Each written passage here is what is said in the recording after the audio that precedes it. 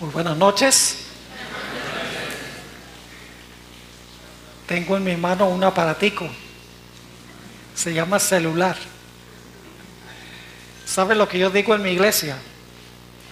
Yo les digo a los hermanos cada vez que voy a predicar que apaguen el celular, porque el celular que suene durante el sermón será confiscado y vendido y el dinero se usará para el presupuesto de la iglesia.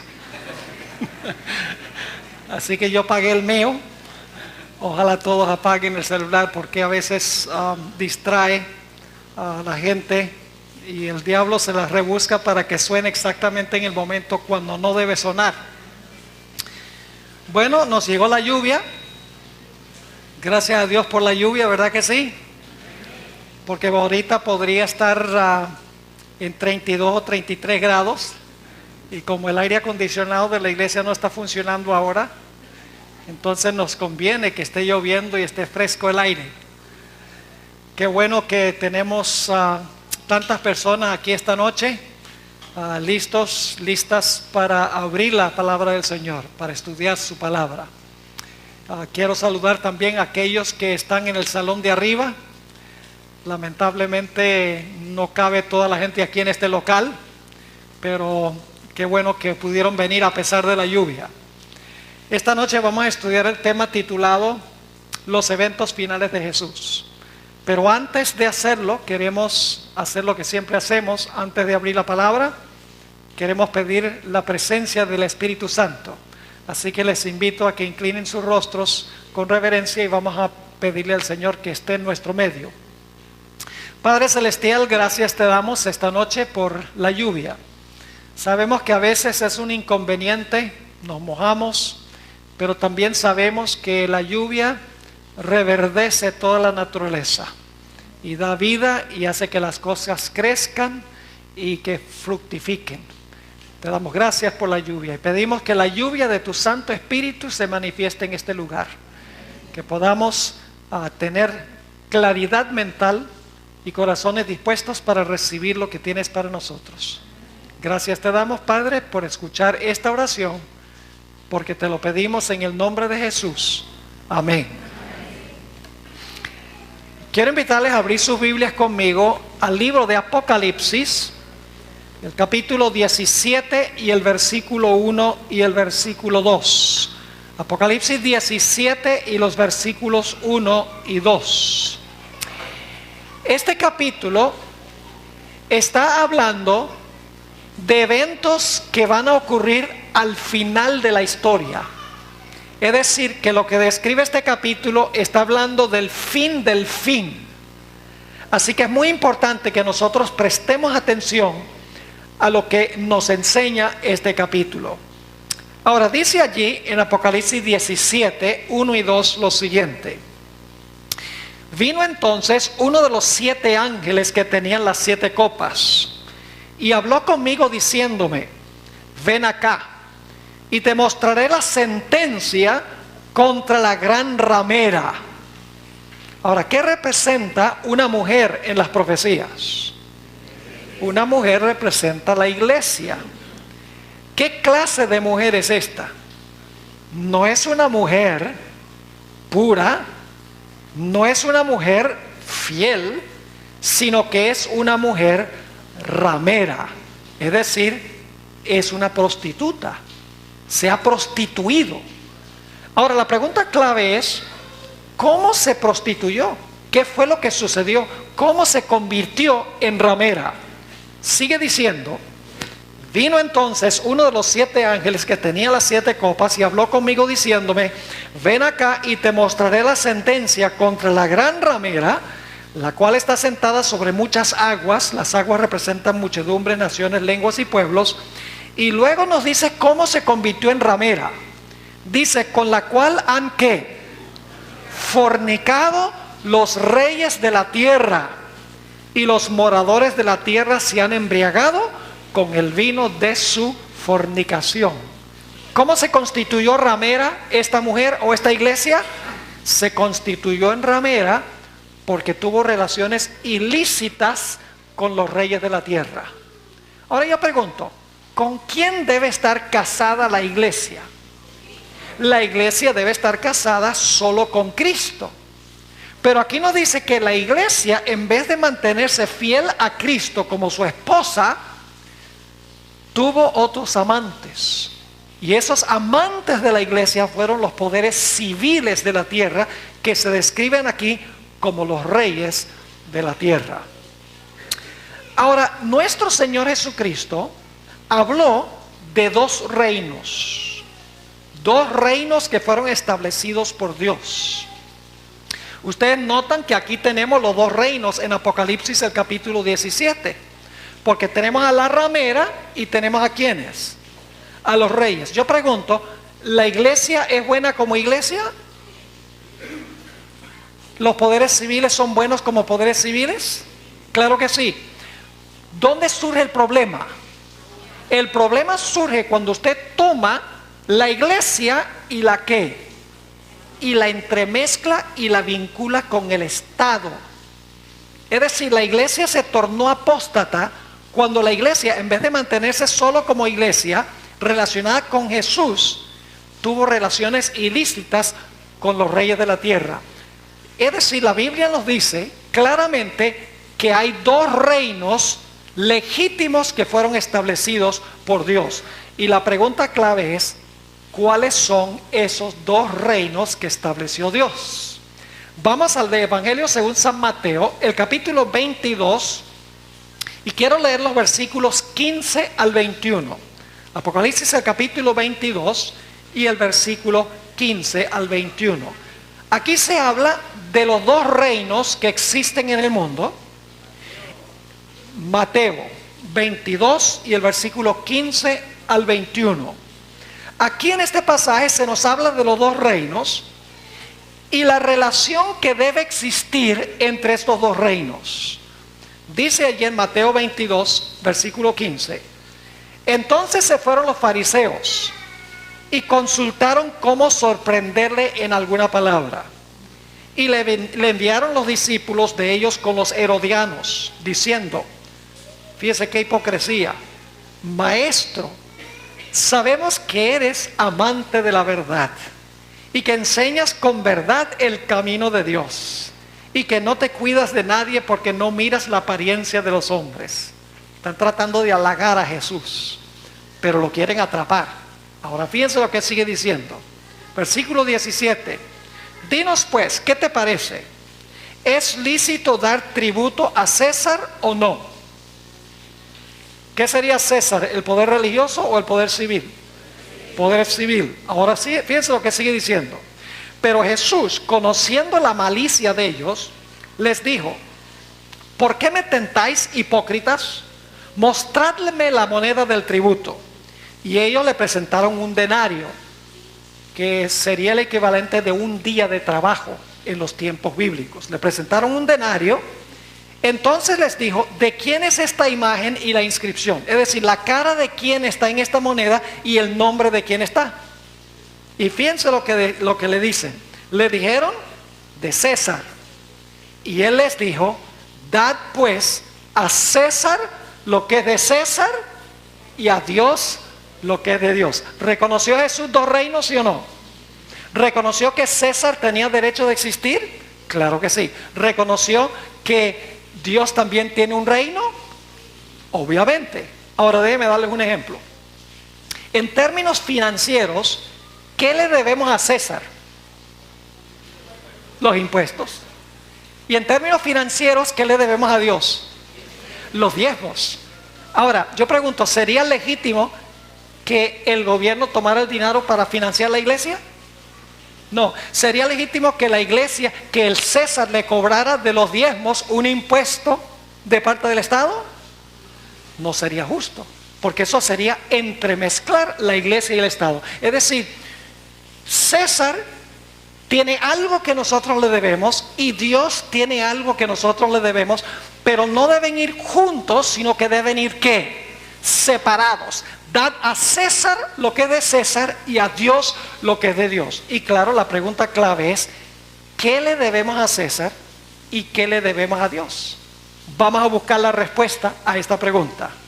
Vayan conmigo a Deuteronomio 4 y el versículo 13. Deuteronomio 4 y el versículo 13. Van a tener que ser bien diestros con los dedos esta noche, porque vamos a leer muchos versículos de la Biblia. Así que presten atención y busquen rápidamente los versículos, porque tenemos mucho material que cubrir. Deuteronomio 4 y el versículo 13. Está hablando aquí de los 10 mandamientos. Y fíjense lo que declara. Y él os anunció su pacto, el cual os mandó poner por obra los 10 mandamientos y los escribió en 3 tablas de piedra. Es que quería saber si estaban escuchando, porque la lluvia está fuerte. ¿Las escribió en cuántas tablas? Escribió los mandamientos en 2 tablas de piedra. Yo pregunto, ¿podría haberlas escrito en 3? Claro. ¿Podría haberlas escrito en una sola tabla? Claro que sí. Y surge la pregunta, ¿por qué escribió Dios los 10 mandamientos específicamente en 2 tablas? Hay una razón. Y es que tenemos 2 deberes. Tenemos un deber para con Dios y un deber para con nuestros semejantes. Vamos a leerlo. Deuteronomio, el capítulo 6 y el versículo 4. Deuteronomio, el capítulo 6 y el versículo 4 nos describe nuestro primer deber, nuestra primera responsabilidad. Dice allí, y dicho sea de paso, esto que voy a leer ahora se lee en cada sinagoga judía en el servicio de adoración hasta el día de hoy. Es la confesión central de los judíos. Dice allí, y amarás a Jehová tu Dios de todo tu corazón y de toda tu alma y con todas tus fuerzas. Ustedes saben, como dicen en la Iglesia Católica, dice amar a Dios sobre todas las cosas. Exactamente, es otra forma de decirlo. Es decir, la primera responsabilidad que tenemos es amar a Dios con todo el corazón, el alma y nuestras fuerzas. Pero hay un segundo deber.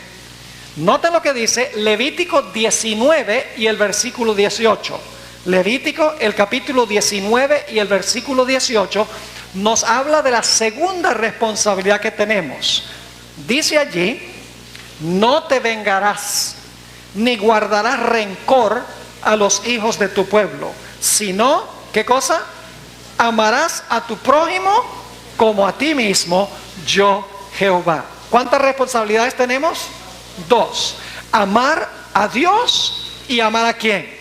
A nuestro prójimo. Una responsabilidad vertical y una responsabilidad horizontal para con nuestros semejantes.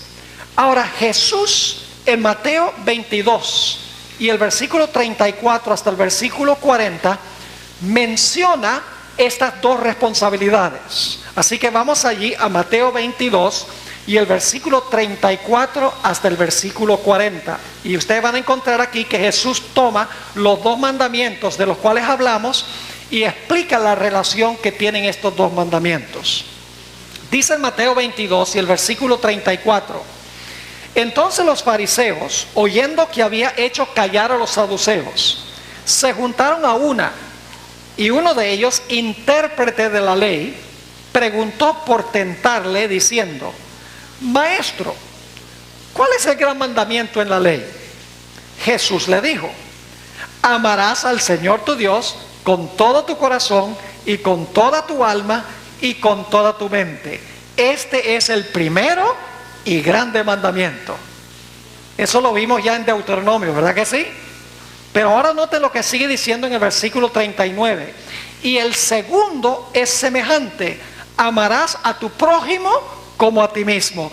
De estos 2 mandamientos depende toda la ley y los profetas. Ahora sabemos por qué es que los 10 mandamientos se escribieron en 2 tablas. La primera tabla de la ley describe nuestra responsabilidad para con Dios. La segunda tabla de la ley describe nuestra responsabilidad para con nuestro prójimo. Por ejemplo, el primer mandamiento dice: no tendrás dioses ajenos delante de mí, dice Dios. ¿Tiene eso que ver algo de mi relación con mi prójimo? No, describe mi lealtad para con Dios. El segundo mandamiento dice, no hagas imágenes de Dios, no rebajes el concepto de Dios, creando Dios a tu imagen en alguna representación artística, porque Dios es invisible, nadie sabe cómo se ve Dios físicamente. Así que el segundo mandamiento tiene que ver con nuestra relación con Dios. El tercer mandamiento dice, no tomes en vano el nombre de Dios, otra vez la responsabilidad para con Dios. El cuarto mandamiento dice, Dios, guarda mi santo sábado porque es el día mío. Es decir, otra vez nuestra responsabilidad para con Dios. Pero empezando en el quinto mandamiento, se describe la relación que existe entre nosotros y nuestros semejantes. Honra a tu padre y a tu madre. Y esa es una responsabilidad horizontal. Sexto mandamiento, no matarás. Tiene que ver con el prójimo. Séptimo mandamiento, no cometerás adulterio. Tiene que ver con el prójimo nuevamente, y así sucesivamente. No hurtarás, no hablarás falso testimonio contra tu prójimo, y no codiciarás nada de lo que pertenece a tu prójimo, ni la mujer de tu prójimo. Es decir, la ley se escribió en dos tablas, porque la primera tabla describe nuestro deber para con Dios, y la segunda tabla describe nuestro deber para con nuestros semejantes. Ahora escuchen bien, el poder civil no tiene nada que ver con la primera tabla de la ley. El poder civil no se puede entrometer con mi relación con Dios que se describe en la primera tabla de la ley. Es decir, el poder civil no debe decir guarda el domingo, guarda el sábado, guarda el viernes, no. Porque el día de reposo no le pertenece al poder civil, el día de reposo le pertenece a Dios. El poder civil no puede decir, te prohíbo que practiques la idolatría. No, porque el asunto de la idolatría, eso tiene que ver con mi relación con Dios, no tiene que ver con el poder civil. ¿Están entendiendo lo que estoy diciendo? Es decir, el poder civil no puede legislar nada relacionado con la primera tabla de la ley. Puede intentar hacerlo, claro que sí, pero bíblicamente no se permite, porque los primeros 4 mandamientos tienen que ver con mi conciencia y mi deber personal para con Dios, y el poder civil no puede interferir con eso. El poder civil ha sido establecido para mantener un orden civil entre seres humanos, horizontalmente. Yo pregunto, ¿el poder civil tiene derecho a proteger la vida, sí o no? ¿Qué pasa si un individuo mata a otro individuo? ¿El poder civil tiene derecho de castigar al asesino? Claro que sí. Yo pregunto, si un individuo le roba a otra persona, ¿el poder civil tiene derecho de arrestar a esa persona y echarlo a la cárcel y castigarlo? Claro que sí. Si hay hijos que maltratan a los padres, ¿el poder civil tiene derecho de proteger a los padres de hijos abusivos? Claro que sí. El gobierno tiene derecho de proteger la reputación de la gente. Si alguien te daña tu carácter, tu reputación, puede llevarte al tribunal para que el gobierno te haga justicia. Claro que sí. Así que en realidad el poder civil existe para preservar el orden civil que se describe en la segunda tabla de la ley. La primera tabla de la ley describe nuestra relación con Dios, y el poder civil no puede hacer nada con respecto a la primera tabla de la ley. ¿Les quedó claro el punto? Ahora escuchen. Al Señor Jesucristo se le acusó solamente de violar la primera tabla de la ley. Todas las acusaciones que se lanzaron contra Jesús tenían que ver con la primera tabla de la ley. Nunca encuentra los evangelios a los enemigos de Jesús diciendo, este hombre cometió adulterio. No. Este hombre era un ladrón. No. Este hombre era un asesino. No. Este hombre destruyó la reputación de otras personas. No.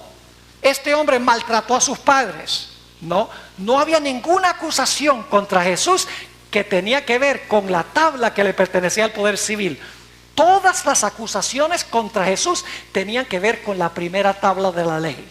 Vamos a verlo en varios lugares de los evangelios. Vayan conmigo a Marcos 2 y el versículo 7. Marcos, el capítulo 2 y el versículo 7. ¿Acusaron a Jesús de quebrantar el primer mandamiento, sí o no? Claro que sí. Jesús una vez se encontró con un paralítico, bajaron al paralítico del techo, y el Señor Jesucristo le dijo al paralítico, ¿tus pecados son qué? Tus pecados te son perdonados. Los fariseos que estaban presentes se enojaron. O como dicen los puertorriqueños, se enfogonaron. Y fíjense lo que le dijeron. Marcos 2:7. ¿Por qué habla este así? Blasfemias dice. ¿Quién puede perdonar pecados sino solo quién? Dios. ¿Qué estaban acusando a Jesús? Estaban diciendo, este hombre está diciendo que él es quién. Dios. No tendrás dioses ajenos delante de mí. Estaban acusando a Jesús de quebrantar el primer mandamiento de la ley de Dios.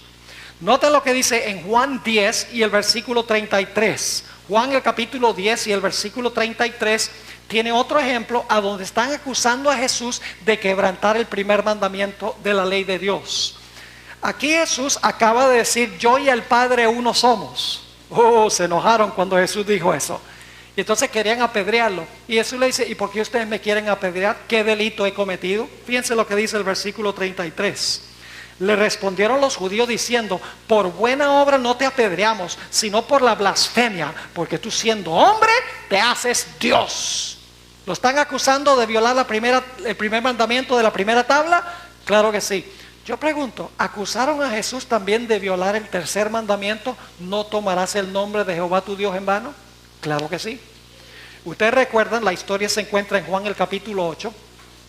El Señor Jesucristo está hablando con los judíos allí y hace una declaración, pero que enoja a los judíos que están presentes. El Señor Jesucristo le dice, de cierto os digo, antes que Abraham fuese, yo soy. Y según el deseado de todas las gentes, imperó por unos momentos el silencio. ¿Por qué? Porque en la zarza ardiente Jehová se había identificado con qué nombre. Yo soy el que soy. Es decir, Jesús estaba usando el nombre de Dios y se lo estaba aplicando a sí mismo. Según ellos, estaba tomando el nombre de Dios en vano. Y dice la Biblia que recogieron piedras para tirárselas, porque según ellos estaba tomando el nombre de Dios en vano. Lo acusaron de quebrantar el tercer mandamiento en la primera tabla de la ley.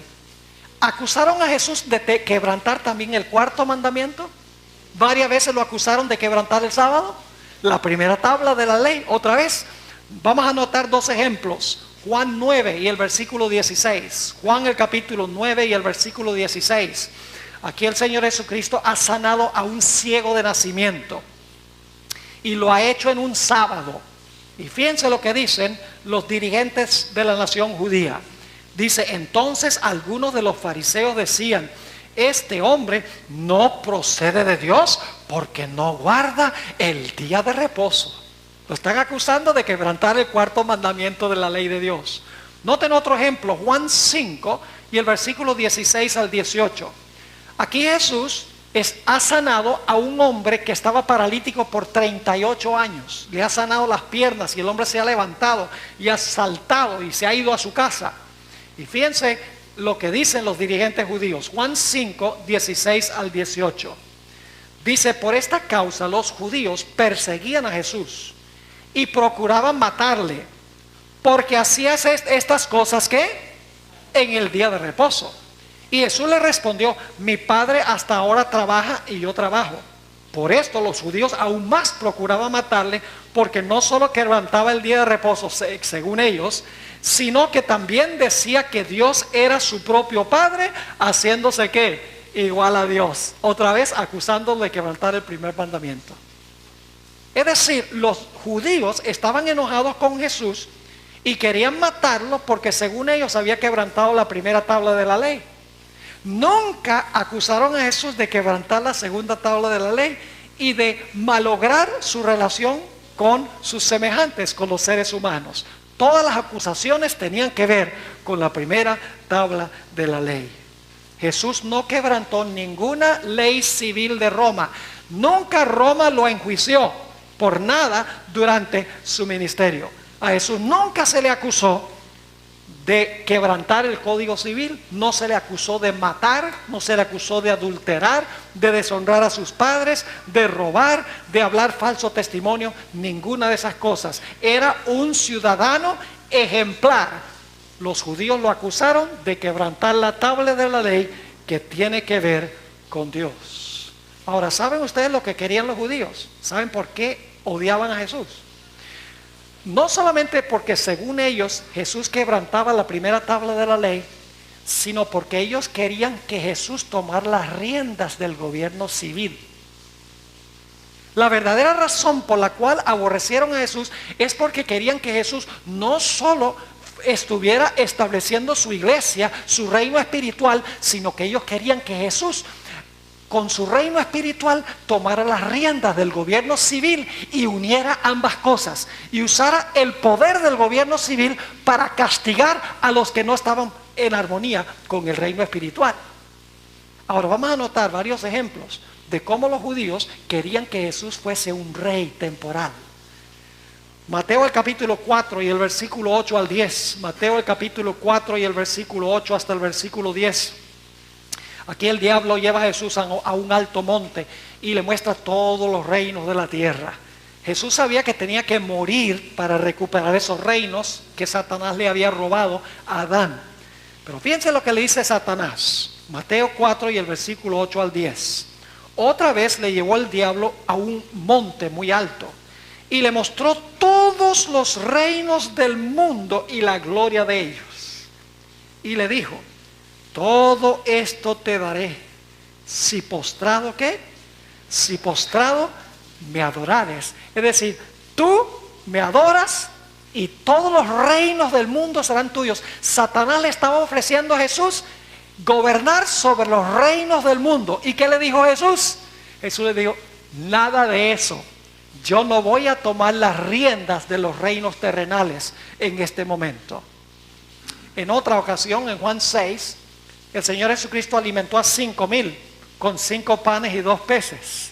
Y después que alimentó a los 5,000, los judíos dijeron: esta es la clase de rey que nosotros queremos. Imagínense, cuando uno va en una campaña militar, ni siquiera comida hay que llevar, porque Él puede multiplicar la comida. Y si puede hacer eso, puede derrotar a todos nuestros enemigos. ¿Y saben lo que querían hacer con Jesús después que alimentó a los 5,000? Noten Juan 6 y el versículo 15. Dice: pero entendiendo Jesús que iban a venir para apoderarse de Él y hacerle ¿qué? Y hacerle rey, volvió a retirarse al monte Él solo. ¿Qué es lo que querían los judíos? Que Jesús, en vez de dirigir su reino espiritual y establecer su iglesia, tomara las riendas del gobierno civil y que usara el gobierno civil para imponer la religión de Él. Otro ejemplo lo encontramos en Lucas 9, 55 y 56 del espíritu. Los propios discípulos tenían este espíritu de usar la fuerza para imponer los principios espirituales del reino de Cristo. Lucas 9 está describiendo el tiempo cuando Jesús está yendo hacia Jerusalén en su último viaje antes de su muerte. Y el Señor Jesucristo mandó una petición a algunas aldeas samaritanas y les dijo: mire, yo quiero acortar camino, quiero pasar por las aldeas de ustedes. ¿Está bien si yo paso por las aldeas? Y los samaritanos dijeron: no, nosotros no queremos que tú pases por nuestras aldeas, tienes que tomar el otro camino. Bueno, cuando mandaron ese mensaje, las aldeas samaritanas, 2 discípulos de Jesús se enojaron grandemente, los hijos del trueno, Santiago y Juan. Dijeron: Señor, ¿quieres que llamemos fuego del cielo para consumir a estas ciudades? Fíjense qué clase de reino querían. Un reino espiritual, sí, que todo el mundo aceptara al Mesías, pero por la fuerza. Y fíjense lo que les dijo Jesús. En San Lucas 9, 55 y 56, dice: entonces volviéndose Él, los reprendió diciendo: vosotros no sabéis de qué espíritu sois, porque el Hijo del Hombre no ha venido para perder las almas de los hombres, sino para ¿qué? Para salvarlas. Y se fueron a otra aldea. Los judíos querían que Jesús tomara las riendas del poder civil, pero Jesús se mantuvo alejado del gobierno civil porque había venido a establecer su reino espiritual, había venido a establecer su iglesia, iba a ser la cabeza de la iglesia, no la cabeza del gobierno o la cabeza del poder civil. Noten lo que dice en Lucas 17, 20 y 21. El Señor Jesucristo explicó a dónde está su reino. Lucas 17 y el versículo 20 y el versículo 21. Dice: preguntado por los fariseos, ¿Cuándo había de venir el reino de Dios? ¿Qué clase de reino creían los fariseos que debía tomar? Cuando dice que ellos le preguntaron cuándo iba a venir el reino de Dios, están hablando cuándo va a venir el representante del pueblo judío para tomar las riendas del poder civil, para obligar a todo el mundo que obedezca los principios de su reino. ¿Cuándo va a pasar eso? Ahora escuche lo que sigue diciendo. Les respondió y dijo: el reino de Dios no vendrá con advertencia, es decir, el reino de Dios no viene con un anuncio público y con un espectáculo de poder y un espectáculo militar. Jesús dice: no, el reino de Dios no vendrá con advertencia, ni dirán, helo aquí o helo allí, porque he aquí, el reino de Dios está, y una mejor traducción es, el reino de Dios está en vosotros. Esa es una mejor traducción del griego. El reino de Dios está en vosotros. Ahora escuchen bien. ¿Cómo crece el reino de Cristo? ¿Obligando a la gente a unirse al reino de Cristo? No. ¿Saben cómo crece? Crece igual que el pan. Yo pregunto, si ustedes quieren que el pan crezca, ¿qué hacen? Hacen la masa y le echan un poquito de levadura encima. Así el pan crece bien grande, ¿verdad? No. ¿Qué tienen que hacer para que crezca la masa? Tienen que colocar la levadura dentro de la masa y entonces la masa crece. Jesús está diciendo, mire, el crecimiento del reino no viene por la fuerza de afuera, sino implantando los principios de mi reino en el corazón humano. Y de esa manera entonces crece mi reino, crece la iglesia. Así que los judíos todo el tiempo estaban enojados con Jesús, porque el Señor Jesucristo rehusaba tomar las riendas del poder civil, se mantuvo alejado del poder civil, no quebrantaba las leyes, pero no se entrometía ni interfería con el gobierno civil, dejaba que el gobierno civil gobernara. Y finalmente los fariseos se enojaron tanto cuando el Señor Jesucristo resucitó a Lázaro, que ellos dijeron, tenemos que hacer algo con este hombre, porque todos nuestros miembros de iglesia lo están siguiendo a él. ¿Están captando cuál es el punto? El que predica el reino espiritual, el que dice que no hay que usar violencia, sino que hay que predicar e implantar el reino en el corazón del ser humano, el que dice que hay que voltear una mejilla si te pegan en la otra, el que está diciendo ama a tus enemigos, el que dice que debes siempre poner a tu prójimo en primer lugar, ese individuo ahora todo el mundo lo está siguiendo a él.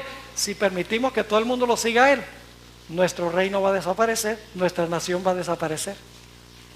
Así que convocaron una reunión del Sanedrín. El Sanedrín era la corte suprema religiosa de la nación judía. Escuchen bien, no era una corte civil ni secular, era un tribunal religioso. Noten Juan 11 y el versículo 47 al 49, la preocupación de los dirigentes judíos. Dice allí en Juan 11 y el versículo 47, entonces los principales sacerdotes y los fariseos reunieron el concilio. La palabra concilio, allí es la palabra griega Sanedrín, y dijeron, ¿qué haremos? Porque este hombre hace muchas señales. Ahora viene la preocupación. Si le dejamos así, todos creerán en él, y vendrán los romanos y destruirán nuestro lugar santo y nuestra nación. ¿Qué está diciendo Caifás? Están diciendo, mire, si nosotros dejamos que este hombre siga viviendo, todo el mundo lo va a seguir a él, y entonces los romanos van a quitar nuestro lugar y nuestra nación, porque nuestra nación va a desaparecer, porque todo el mundo lo va a seguir a él. Y entonces el sumo sacerdote Caifás hace una sugerencia para esta amenaza, donde todos los miembros están abandonando las iglesias y están siguiendo este fuerte clamor de Jesús. Dice allí en Juan el capítulo 11 y el versículo 49, entonces Caifás, uno de ellos, sumo sacerdote aquel año, les dijo, vosotros no sabéis nada, ni pensáis que nos conviene que un hombre que un hombre muera por el pueblo y no que toda la nación perezca. Yo pregunto, Caifás decía que esto era un asunto de seguridad nacional. Deshacerse de este era un asunto de seguridad nacional. Claro que sí. Él dice, tenemos que deshacernos de este hombre, o si no, peligra la seguridad de la nación. Qué interesante. Y por lo tanto, ese mismo día pronunciaron contra Jesús el decreto de muerte. Dice en Juan 11 y el versículo 53 que eso fue exactamente lo que hicieron. Dijeron ese mismo día, este hombre tiene que morir. El tribunal religioso, sin un juicio, está condenando a muerte a Jesús, porque Jesús rehúsa tomar las riendas del poder civil, estableciendo su reino espiritual. Y ellos están enojados porque las muchedumbres de las diferentes sectas judías están yendo detrás de Jesús. Ahora tenemos que ir un poquito más hacia adelante en la experiencia de Jesús. Esto pasó como 6 meses antes de la muerte de Cristo, lo que acabamos de notar del Sanedrín. Pero ahora queremos movernos al momento que Jesús está con sus discípulos en el Getsemaní. Es el jueves en la noche. Jesús ha orado a su Padre para que su Padre, si es posible, le quita la copa de la ira de Dios que Jesús tenía que tomar. Jesús ha orado esa oración de Juan 17, esa oración intercesora hermosa. Y mientras Jesús está en el Getsemaní, la Biblia nos dice que viene una guardia del templo. Escuchen bien, no es una guardia civil, viene una guardia del templo. Todavía está involucrada, es la iglesia. La iglesia pronunció el decreto de muerte. La iglesia fue la que se reunió para pronunciar esa sentencia de muerte. La iglesia es la que viene a través de la guardia religiosa para arrestar al Señor Jesucristo. Dice Mateo 26, 51 y 52, Mateo 26, 51 y 52, lo que sucedió allí. Dice, pero uno de los que estaban con Jesús, que sabemos que era Pedro, extendiendo la mano, ¿qué hizo? Sacó su espada. ¿Cómo iba a defender Pedro el reino de Jesús? Con la espada. Sí, por la fuerza. Los mismos judíos tenían ese concepto de que había que defender la iglesia usando la espada. Ahora fíjense lo que sigue diciendo. Pero uno de los que estaban con Jesús, extendiendo la mano, sacó su espada e hiriendo a un siervo del sumo sacerdote, le quitó la oreja. Y créanme que no le estaba tirando a la oreja, le estaba tirando a la cabeza, pero falló porque era pescador y no soldado. No crean que tenía buena puntería y se fue a cortar la oreja. No, querían matarlo porque venían a arrestar al Señor Jesucristo. Quería usar la espada. Y ahora quiero que noten lo que le dijo Jesús. Y recuerden estas palabras porque mañana en la noche vamos a volver a ellas.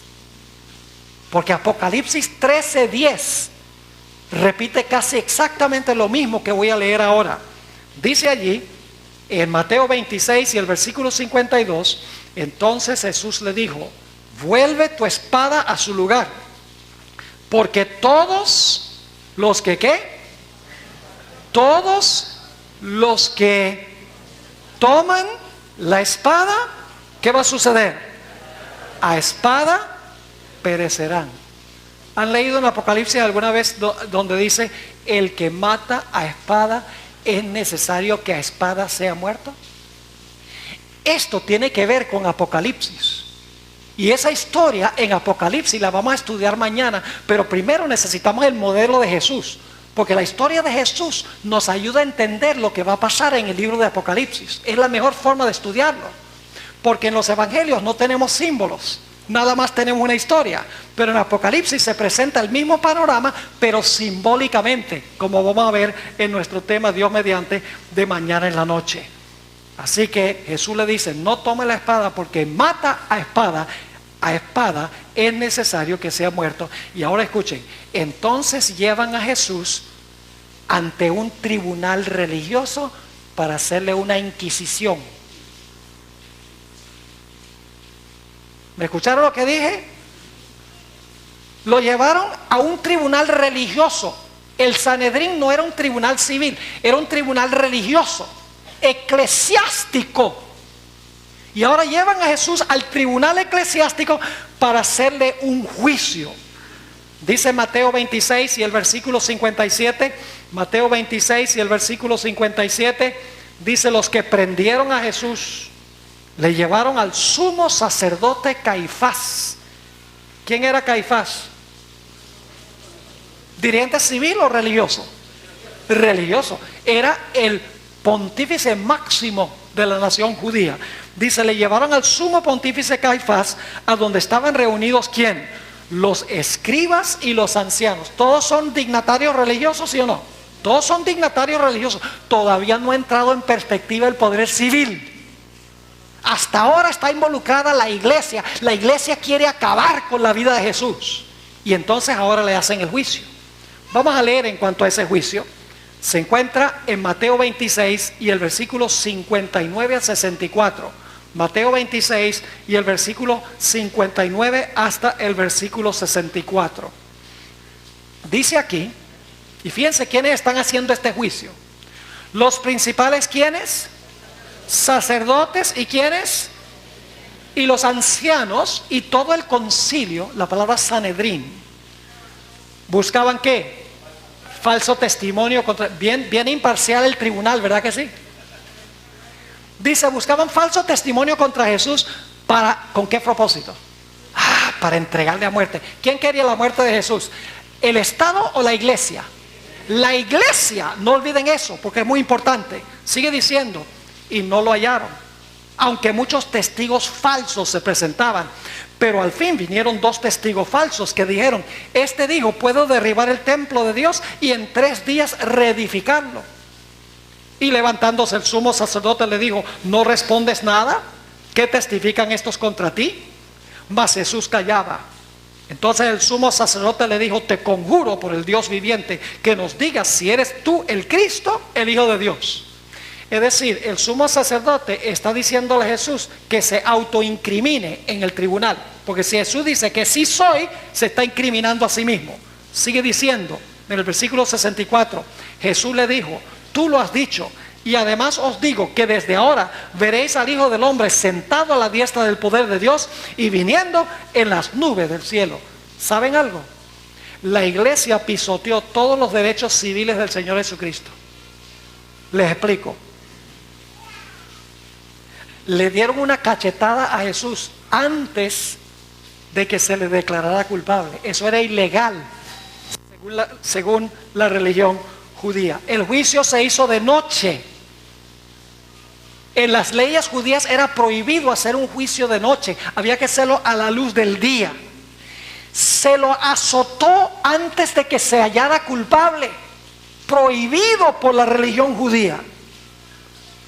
La religión judía prohibía ser condenado por un solo testigo. Que pasó con Jesús. Obligaron a Jesús a autoincriminarse, que también era prohibido por la religión judía. Además de eso, según el código judicial de los judíos, era necesario que a cada acusado se le diese un representante para defenderlo. Jesús no tuvo nadie que lo defendiera. Los juicios, según la ley judía, debían ser en público. El juicio de Jesús se hizo en privado. La ley judía prohibía que se hiciera un juicio en un día viernes, sábado o día de fiesta. El juicio de Jesús se lo hicieron un viernes. Y la ley judía prohibía que se ejecutara la sentencia de muerte contra alguien que fuera hallado culpable, sino hasta 3 días después de que se diera el decreto, porque se podía descubrir nueva evidencia que exonerara al individuo. A Jesús lo mataron el mismo día. Es decir, la iglesia pisoteó todos los derechos civiles del Señor Jesucristo. ¿Saben otra cosa interesante? En los días de Jesús había muchas denominaciones religiosas. Todos eran judíos, pero se odiaban unos a otros y cada uno tenía enseñanzas diferentes. Estaban los herodianos, estaban los saduceos, estaban los fariseos, los escribas, los esenios, los celotes. Todos esos eran sectas judías, es decir, como iglesias en aquella época, y no se llevaban bien. Los fariseos y los saduceos, por ejemplo, no se llevaban nada, porque los fariseos creían en la inmortalidad del alma y creían en la resurrección de los muertos. Los saduceos creían que cuando una persona se moría, ya ese era el fin y no había resurrección. Y cada día se estaban tirando teológicamente. Pero cuando se trató de acabar con la vida del Señor Jesucristo, todas las sectas se unieron con un mismo objetivo. Muy significativo. Ahora escuchen. Nos dice la Sagrada Escritura que ese mismo día el Sanedrín pronunció contra Jesús la sentencia de muerte después de hacerle la Inquisición. Note Mateo 26, 65 y 66. Mateo 26, 65 y 66. Cuando Jesús le dice, tú vas a ver al Hijo del Hombre viniendo en las nubes del cielo, se enojaron, perdieron el sano juicio. Y dice, entonces el sumo sacerdote rasgó sus vestiduras diciendo, ha blasfemado, ¿qué más necesidad tenemos de testigos? He aquí, ahora mismo habéis oído su blasfemia.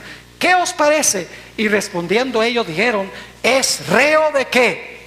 De muerte. ¿Quién pronunció la sentencia de muerte contra Jesús? ¿La iglesia o el Estado? La iglesia. ¿Saben algo? El poder peligroso para la iglesia de Dios en el tiempo del fin no va a ser los poderes civiles del mundo. Va a ser la iglesia la que va a ser un peligro y una amenaza para los hijos fieles de Dios. Pero ahora escuchen bien. La iglesia pronunció la sentencia de muerte, pero la iglesia tenía un problema. Y es que la iglesia como iglesia no podía ejecutar la sentencia.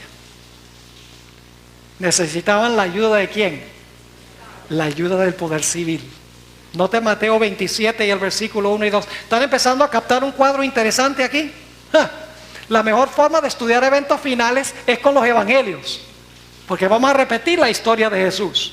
Noten lo que dice aquí en Mateo 27, 1 y 2.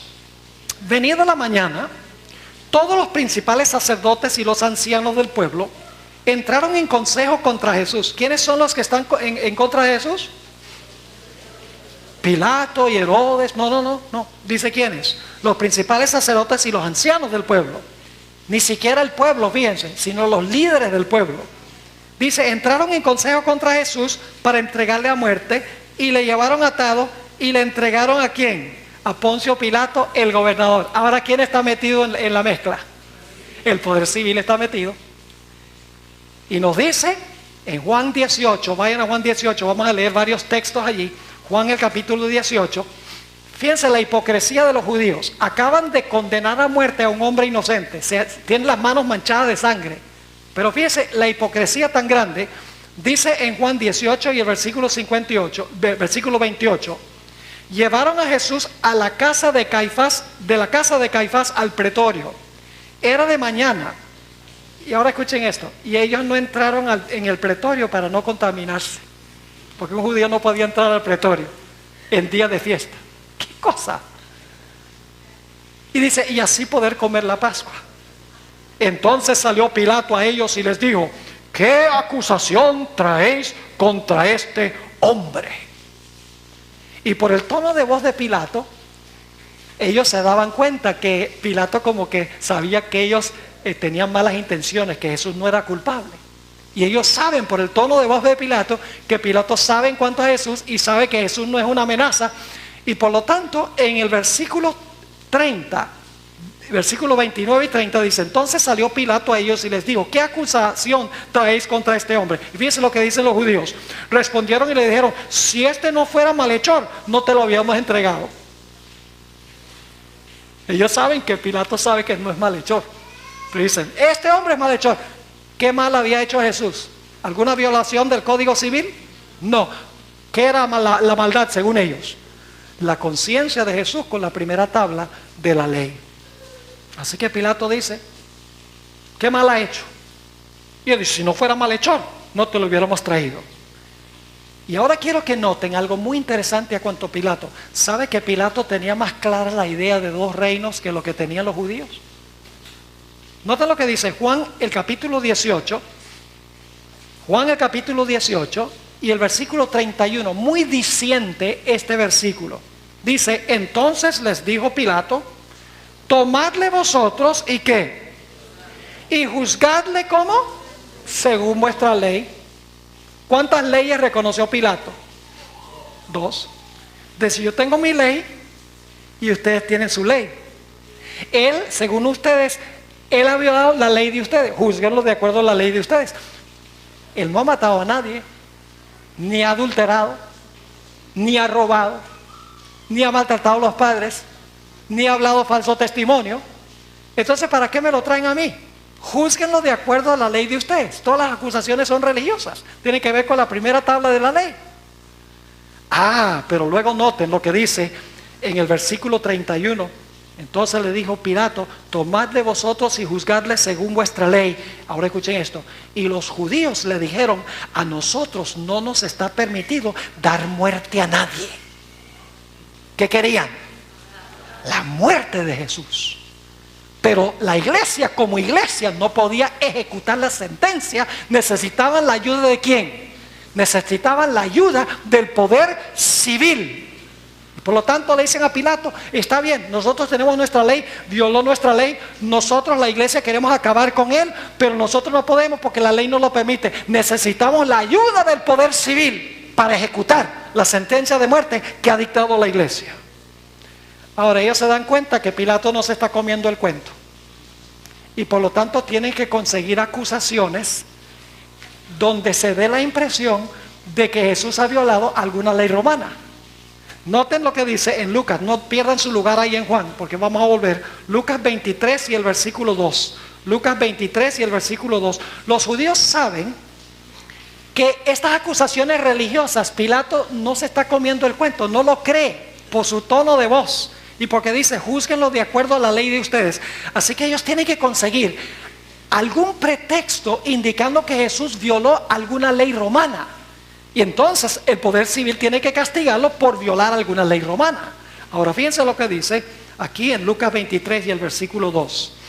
Y comenzaron a acusarle diciendo, a este hemos hallado que pervierte la nación. ¿Era verdad eso? Mentira.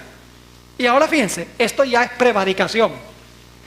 Una calumnia que prohíbe dar tributo a César. ¿Sería eso un delito contra Roma? ¿Prohibir dar impuestos a César? Claro que sí. ¿Era verdad esa acusación?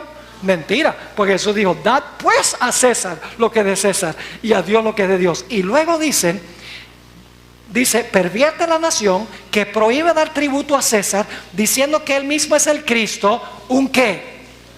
Un rey. Y cuando dicen que él dice que era un rey, se le pararon las orejas a Pilato. Si él dice que es un rey, eso es sedición contra Roma, es un delito contra Roma, porque Roma solamente tiene un rey, que es César. Entonces Pilato dice, yo tengo que tener una entrevista con este hombre, y lo invita en privado para hacerle una entrevista, porque quiere saber si es verdad lo que dicen los judíos, que Jesús dice que es rey. Porque si Jesús está diciendo que él quiere tomar el trono del reino, entonces sí hay razón para que Roma lo condene por sedición contra el gobierno romano. Noten Juan 18:36. Cuando Pilato dice, ¿eres tú un rey? Respondió Jesús, mi reino no es de este mundo. ¿Cuántos reinos reconoció Jesús? 2. El de él y el del ¿qué? Y el del mundo. Está diciendo, mi reino no es el reino tuyo. Mi reino no es de este mundo. Si mi reino fuera de este mundo, ¿qué sucedería? Mis servidores, ¿qué harían? Pelearían. ¿Pelearían con qué? Con la espada, exactamente, como quiso hacer Pedro. Dice, si mi reino fuera de este mundo, mis servidores pelearían para que yo no fuera entregado a los judíos. Pero luego que dijo, mi reino no es de aquí. ¿Iba a tomar Jesús las riendas del poder civil? Se mantuvo separado. Dijo Pilato, tú no tienes que preocuparte, César no tiene ningún riesgo, él va a seguir ocupando su trono, porque yo ocupo es el trono de un reino espiritual, de la iglesia, no del Estado. Note lo que dice Juan 18 y el versículo 37. Le dijo entonces Pilato, ¿luego eres tú rey? Respondió Jesús, tú dices que yo soy rey. Yo para esto he nacido y para esto he venido al mundo, para dar testimonio a la verdad. Todo aquel que es de la verdad, oye mi voz. Y Pilato dice, este hombre fue a enseñar la verdad. Él no vino a ocupar el trono de César. Y no creo que haya dicho que no se le debe pagar impuestos a César tampoco. Así que Pilato no está creyendo la historia. Así que él viene y 3 veces, quiero que noten que 3 veces Pilato anunció públicamente que Jesús no era culpable. El poder civil de Dios no es culpable. Noten Juan 18 y el versículo 38. Juan 18 y el versículo 38. Le dijo Pilato, ¿qué es la verdad? Y cuando hubo dicho esto, salió otra vez a los judíos y les dijo, ¿qué cosa? Yo no hallo en él ningún delito. Es inocente. Noten Juan 19:4, repite otra vez públicamente lo mismo. Juan 19:4. Entonces Pilato salió otra vez y les dijo, mirad, os lo traigo fuera para que entendáis que ningún delito hallo en él. Otra vez en el versículo 6, Juan 19:6. Cuando le vieron los principales sacerdotes y los alguaciles, dieron voces diciendo, crucifícale, crucifícale. Pilato les dijo, tomadle vosotros y crucificadle, porque yo no hallo delito en él. 3 veces Pilato dice, este hombre es inocente. Pero luego dice, pero es que él violó nuestra ley. Pilato dice, ¿y eso qué tiene que ver conmigo? Yo no guardo el sábado de ustedes. Así que ese no es problema mío. Yo no adoro al Dios de ustedes. Si él quiere hacer dioses, eso no tiene nada que ver con mi reino. Que él haya tomado el nombre de Dios en vano, eso a mí que yo no soy cristiano. Es decir, él no ha violado mi ley. Pero ahora escuchen lo que dice en Juan 19 y el versículo 7. Juan 19:7. Los judíos le respondieron, nosotros tenemos una ley religiosa. Nosotros tenemos una ley y según nuestra ley debe morir porque se hizo a sí mismo hijo de Dios. Y Pilato dice, lo siento mucho, pero si no es culpable yo no lo puedo condenar a muerte. Ahora yo pregunto, ¿quién colocó a Pilato para gobernar? Dios. Noten Juan 19 y el versículo 11. Juan 19:11. Pilato le dice a Jesús, oye, tú no sabes que yo tengo poder para soltarte si quiero. Y fíjense lo que le dijo Jesús. Respondió Jesús, ninguna autoridad tendrías contra mí si no te fuese dada de arriba. ¿Quién le dio el poder a Pilato? ¿Era el legítimo gobernante civil según Jesús? Sí. ¿Quién lo puso a gobernar asuntos civiles? Lo colocó Dios. Dice, ninguna autoridad tendrías contra mí si no te fuese dado de arriba. Por tanto, el que a ti me ha entregado, ¿quién lo entregó?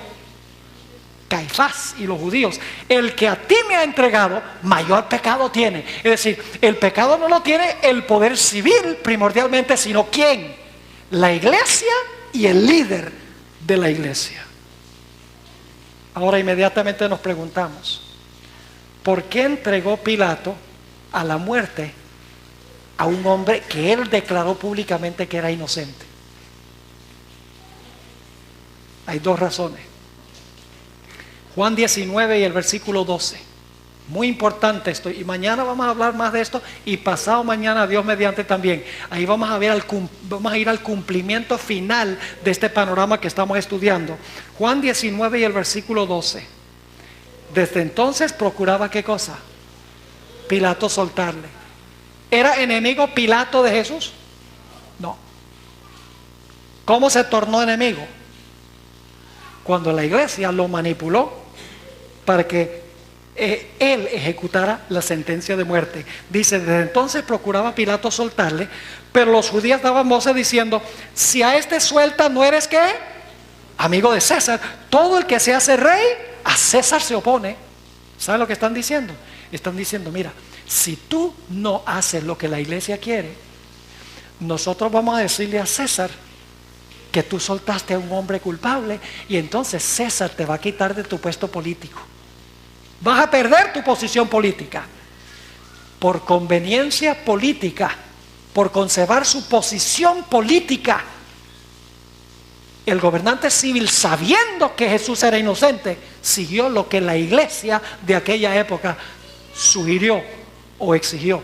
Así que la primera razón por la cual Pilato entregó a un hombre inocente es para conservar su posición política. Pero hay una segunda razón. Noten Mateo 27 y el versículo 20. Mateo el capítulo 27 y el versículo 20 nos dice cuál es la segunda razón. ¿Saben, hermanos y hermanas? No era el pueblo judío donde había el mayor problema. El mayor problema era con los ministros de la época. Si no hubiera sido por los ministros, la gente no hubiera pedido la sangre de Jesús. Pilato entregó a Jesús, no solamente porque tenía miedo de perder su posición política, sino que le tenía miedo al pueblo de que el pueblo iba a causar una revolución en contra de él.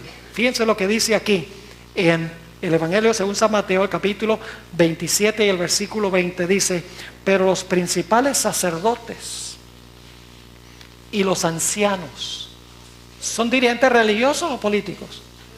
Religiosos. Pero los principales sacerdotes y los ancianos persuadieron ¿a quién? A la multitud que pidiese a Barrabás y que Jesús fuese ¿qué? Muerto.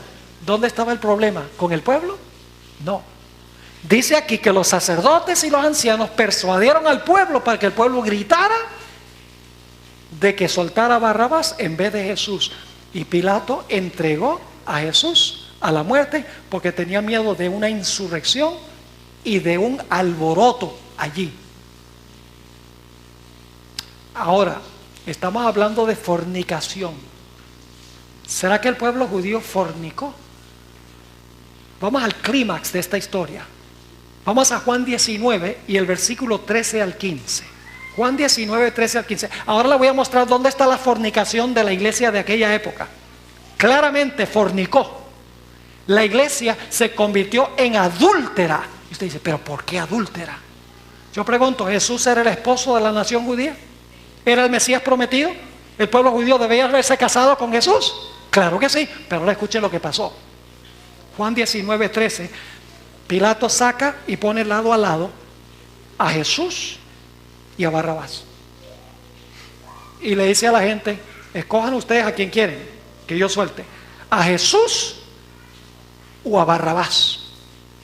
Y fíjense lo que dice en el versículo 13.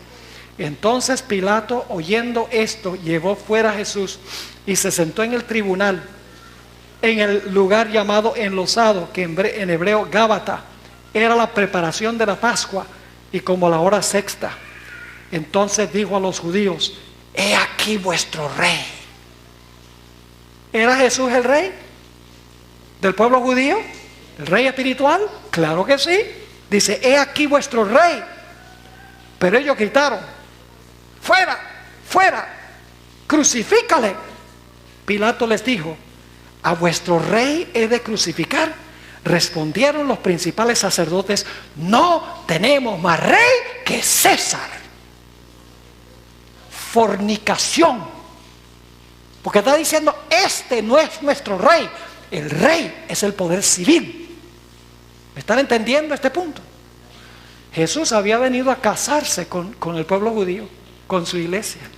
Por eso hay tantas enseñanzas de Jesús que tienen que ver con matrimonio en los evangelios. Por ejemplo, a Juan el Bautista se le llama el amigo del esposo, que era el caballero de honor, el que preparaba la boda. Jesús dijo, ¿cómo pueden llorar los hijos del reino cuando el esposo está en su medio? Jesús contó la historia de las 10 vírgenes, un matrimonio. Relató la historia del gran banquete, Mateo 22, a donde el rey hace una fiesta de bodas para su hijo. Jesús había venido para casarse con la nación judía. Y la nación judía dijo, no tenemos rey, sino César. La iglesia se vinculó con el poder civil. Y cuando hizo eso, cometió adulterio espiritualmente hablando. Y fíjense lo que es interesante. Escuchen bien. Lo que es interesante es que Caifás había dicho, es necesario para que este hombre muera para salvar a la nación. Porque van a venir los romanos y van a destruir nuestra nación. Pero por el hecho de entregar a Jesús, destruyeron su nación. Porque los romanos vinieron y destruyeron la ciudad. Lo que quisieron evitar, matando a Jesús, lo causaron. La apostasía nacional llevó a la ruina nacional. Ahora fíjense cómo la Biblia habla de la destrucción. Lucas 19, 41 al 44. Lucas 19, 41 al 44. Jesús habla sobre lo que va a pasar con la nación judía por su fornicación, por unirse con el poder civil en vez de aceptarlo a él como su marido espiritual. Dice en Lucas 19, 41, y cuando llegó cerca de la ciudad, al verla lloró sobre ella, diciendo: oh, si también tú conocieses, a lo menos en este tu día, lo que es para tu paz, mas ahora está encubierto de tus ojos, porque vendrán días sobre ti, cuando tus enemigos te rodearán con vallado y te sitiarán y por todas partes te estrecharán y te derribarán a tierra y a tus hijos dentro de ti, y no dejarán en ti piedra sobre piedra, por cuanto ¿qué? Por cuanto no conociste el tiempo de tu visitación. La apostasía nacional, al unirse con el poder civil, llevó ¿a qué? A la ruina nacional. Ahora, antes de terminar, necesito hablar un poquito sobre el libro de Hechos de los Apóstoles, solo brevemente, para introducir lo que vamos a estudiar Dios mediante mañana en la noche. Si yo le preguntara, ¿qué representa la espada o cuántas espadas hay? ¿Qué me dirían? Hay dos espadas. Vamos a leer en cuanto a la primera espada. No estoy hablando ahora de la espada literal, estoy hablando ahora de otra espada. Fíjense, Efesios 6 y el versículo 17 nos dice cuál es esa espada, la primera espada. Dice aquí, en Efesios 6, 17, y tomad el yelmo de la salvación, y luego ¿qué dice? ¿Y qué? Y la espada ¿de quién? Del Espíritu. ¿Y qué es la espada del Espíritu? La palabra de Dios. ¿Qué representa la primera espada? La palabra de Dios, la Biblia. Ahora yo pregunto, ¿a quién le dio Jesús esa espada? ¿A Cristina Fernández? No. ¿A Barack Obama? ¿A Hugo Chávez? No. Dios no le dio esta espada al gobernante civil. ¿A quién le dio esta espada? A la iglesia. Esta espada es de la iglesia. ¿Y cómo usa la iglesia la espada? Haciendo lo que yo estoy haciendo esta noche, predicando, con el poder del Espíritu Santo, para persuadir a la gente con el mensaje de Dios. Así usa la iglesia la espada que Cristo le dio. La espada la usa predicando con el poder del Espíritu Santo, que compunge y convence a los seres humanos, no obliga a los seres humanos. No es una espada literal donde dice acepta o te corto la cabeza. No. La predicación de la palabra de Dios es la espada que Cristo le dio a la iglesia. Por eso Jesús dijo: pero recibiréis poder cuando haya venido sobre vosotros el Espíritu Santo, y me seréis ¿qué? Testigos en Jerusalén, en toda Judea, en Samaria y hasta ¿qué? Y hasta lo último de la tierra. Ahora escuchen lo que voy a decir. ¿Sabe que en todo el libro de Hechos, que son 30 capítulos en Hechos, ni una sola vez en todo el libro de Hechos de los Apóstoles, los apóstoles usaron el poder civil para adelantar el reino de Cristo? Ni una vez. Encuentra uno Pedro diciendo: mira, por favor, estos no quieren convertirse, échalos a la cárcel. Saulo de Tarso hacía eso, ¿verdad que sí? Pero los cristianos no. Los que habían recibido a Cristo no usaron nunca en el libro de Hechos el poder civil, la espada del poder civil, para obligar a la gente a aceptar el evangelio. Pero ¿saben algo? Vez tras vez tras vez en el libro de Hechos, los judíos están usando el poder civil para castigar a los cristianos. Los perros no se permiten en el reino.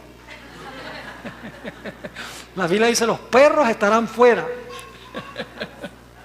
No se distraigan por eso, ya vamos a terminar. Ok, ahora fíjense, los apóstoles nunca usaron el poder civil para adelantar el reino de Cristo, pero los judíos, vez tras vez tras vez, procuraban usar los poderes civiles para perseguir a los cristianos y para matarlos. Saulo de Tarso es un ejemplo clásico, pero déjenme leerles otro ejemplo. Vayan conmigo al libro de Hechos, el capítulo 12 y el versículo 1 al 3. Hechos 12 y el versículo 1 hasta el versículo 3. Dice aquí, en aquel mismo tiempo, el rey Herodes echó mano a algunos de la iglesia para maltratarles. ¿Por qué es que Herodes, el gobernante civil, le echó mano a estos cristianos para maltratarlos? Fíjense, el texto lo dice. Y mató a espada a Jacobo, hermano de Juan. Ahora fíjense. Y viendo que esto había, ¿qué? Agradado a los judíos. ¿Quiénes eran los instigadores del poder civil? Los mismos que habían usado el poder civil para matar a Cristo. Dice, y viendo que esto había agradado a los judíos, procedió a prender también a Pedro. Eran entonces los días de los panes sin levadura. Según el libro de Hechos, la iglesia judía apóstata constantemente apeló a los magistrados de Roma para encarcelar, azotar y maltratar y perseguir a los seguidores del Señor Jesucristo.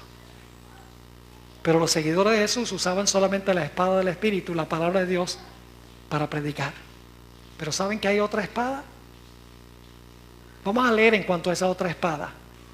Romanos 13 y el versículo 1 hasta el versículo 10. Es un pasaje largo, pero es importante leerlo todo. Romanos 13 y el versículo 1 al 10. Ustedes recuerdan que yo mencioné que el poder civil tiene que ver con cuál tabla de la ley. Con la segunda tabla de la ley, con lo que relaciona entre nuestros semejantes, ¿verdad que sí? Ahora, ¿tiene el poder civil que ver con eso? Claro, ahora vamos a ver la base bíblica. Romanos 13:1.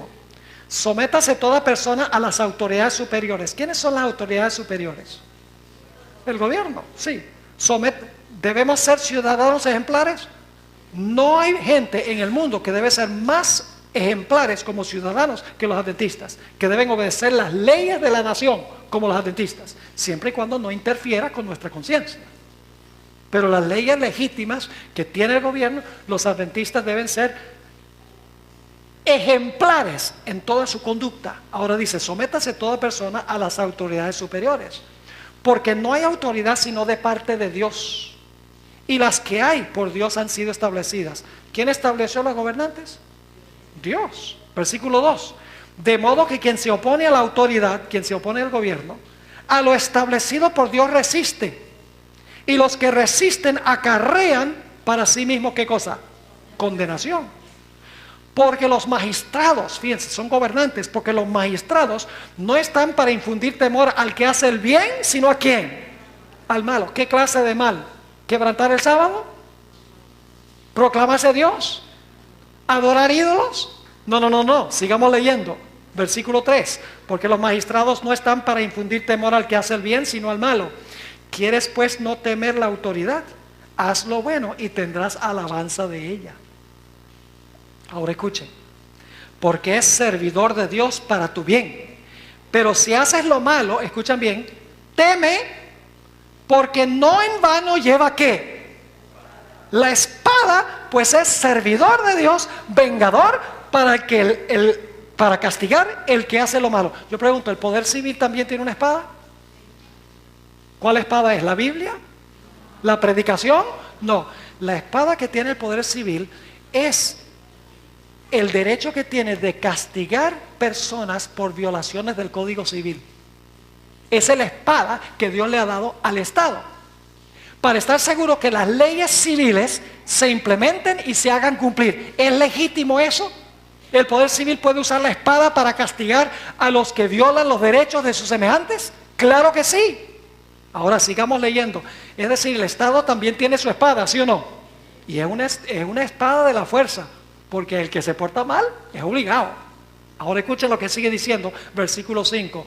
Por lo cual es necesario estarles sujetos, No solamente por razón del castigo, es decir, tú debes sujetarte al gobierno, no solamente porque tienes miedo que te va a castigar, sino también por causa de la conciencia, porque eres cristiano y tu conciencia te dice qué es lo que hay que hacer. Pues por esto pagáis también los que, Jesús habló de esto, también pagáis los tributos, porque son servidores de Dios que atienden continuamente a esto mismo. Pagad a todos lo que debéis, al que tributo, tributo, al que impuesto, impuesto, al que respeto, respeto, al que honra, honra. Es decir, debemos honrar a nuestros dirigentes, debemos nosotros pagar impuestos al poder civil, debemos obedecer las leyes civiles. Pero tiene que ver solo con la segunda tabla, porque sigue diciendo en el versículo 8, no debéis a nadie nada, sino el amaros unos a otros, porque el que ama al prójimo ha cumplido la ley. Porque no adulterarás, no matarás, no hurtarás, no dirás falso testimonio, no codiciarás, y cualquier otro mandamiento. En esta sentencia se resume: amarás a tu prójimo como a ti mismo. El amor no hace mal al prójimo, así que el cumplimiento de la ley es el amor. ¿Con cuál tabla de la ley tiene que ver la espada del poder civil? Solamente con nuestra relación, con nuestro ¿qué? Con nuestro prójimo. Quiero terminar en esta noche mencionando algo que sucedió cuando Jesús estaba ante la corte de Pilato. La Biblia nos dice que cuando estaba allí y los judíos estaban pidiendo condenar a Jesús, la esposa de Pilato le mandó un mensaje. ¿Y qué le mandó a decir la esposa?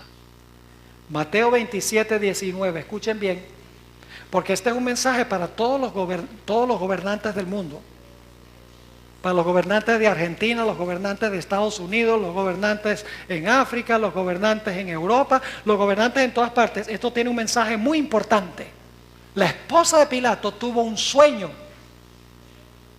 y en el sueño Dios le dijo: dile a tu esposo que no tenga nada que ver con este hombre, porque es inocente.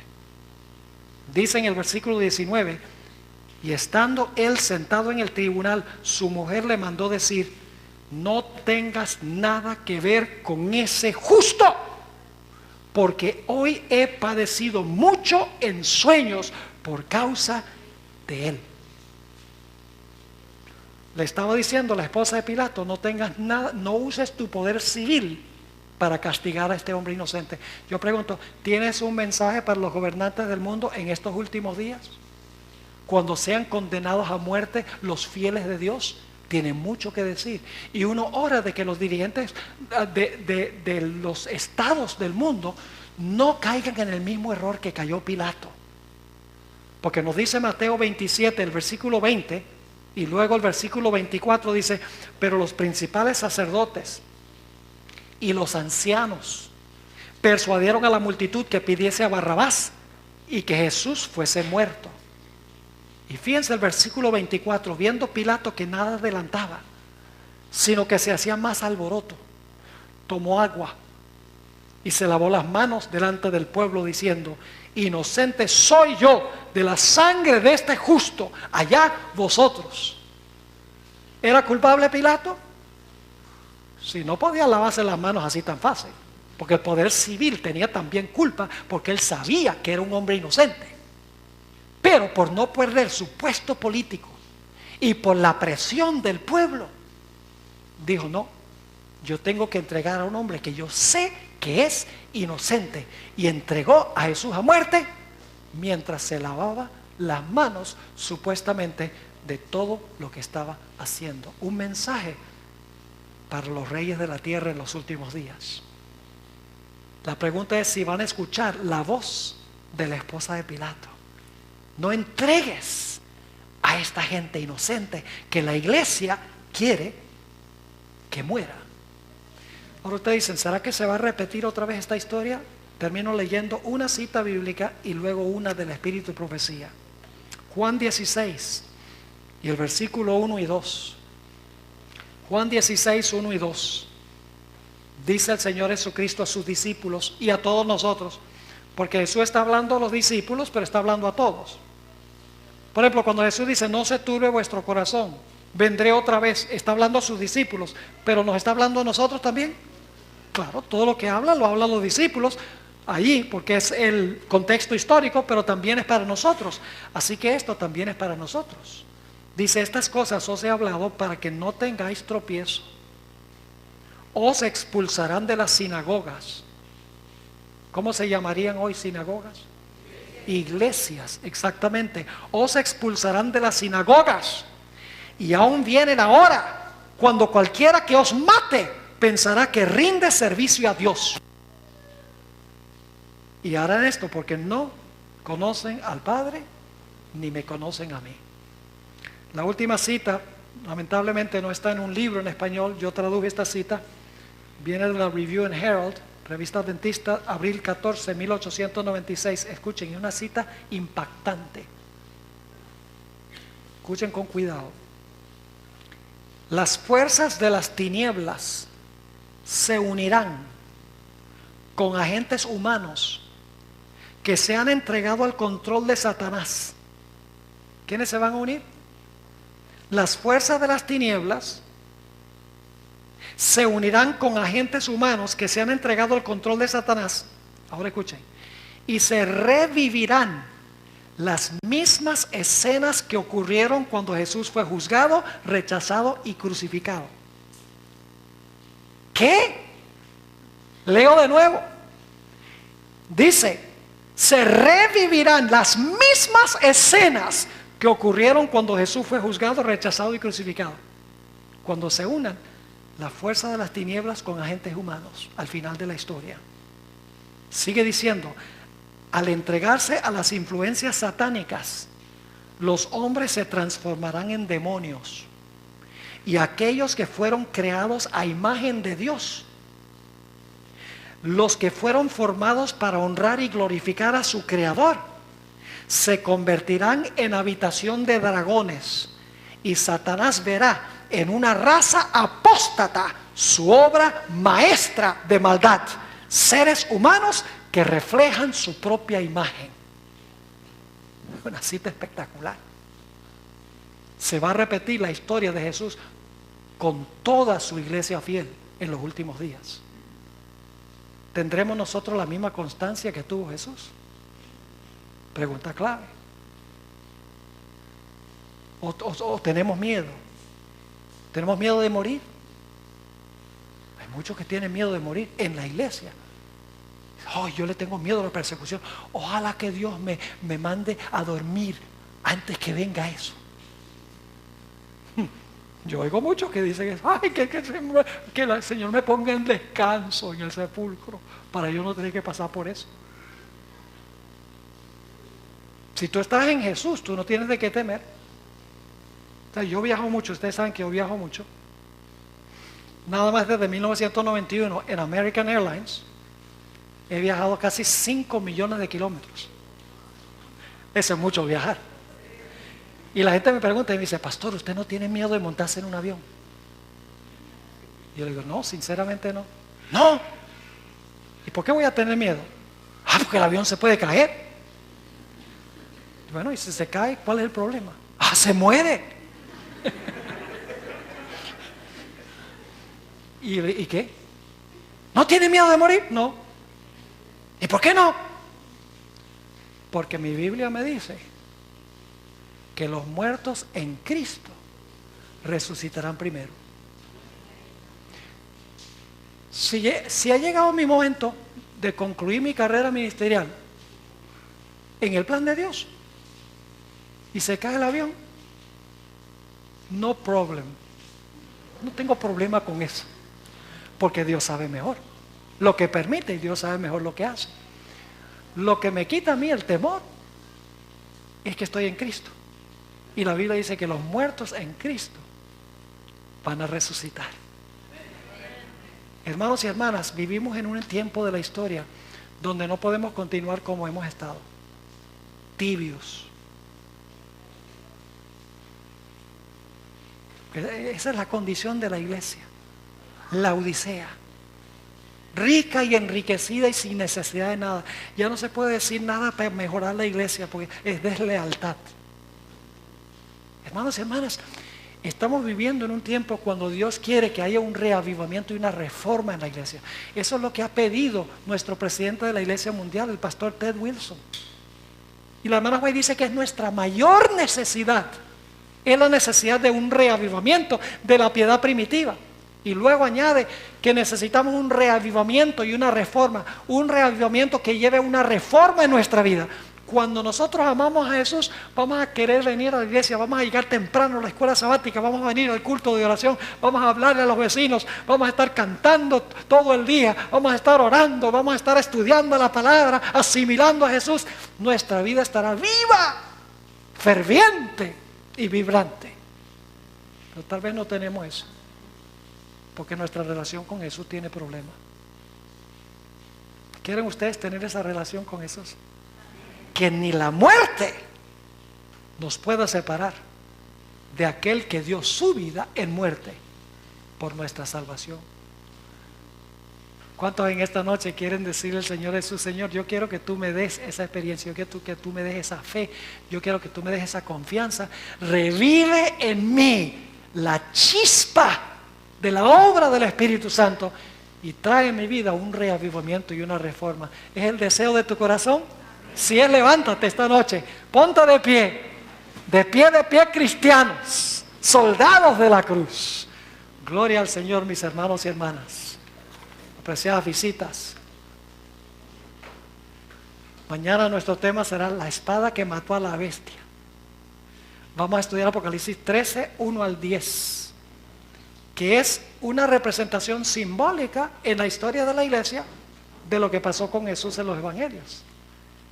Pero la historia de Jesús nos va a ayudar a entender los símbolos del libro de Apocalipsis. Así que, mis hermanos y hermanas, apreciadas visitas, no se pierdan el próximo emocionante episodio.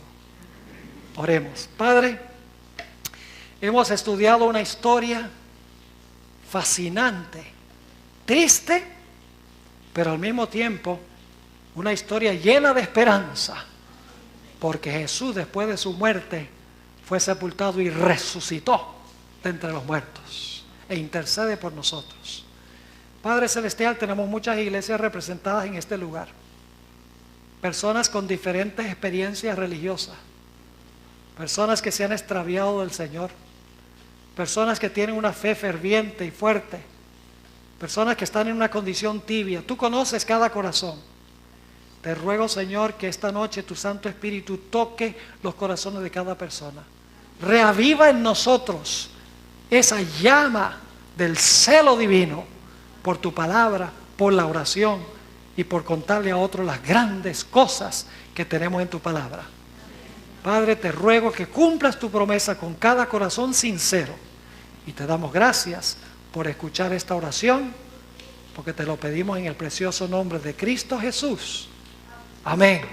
Amén. Gloria a Dios.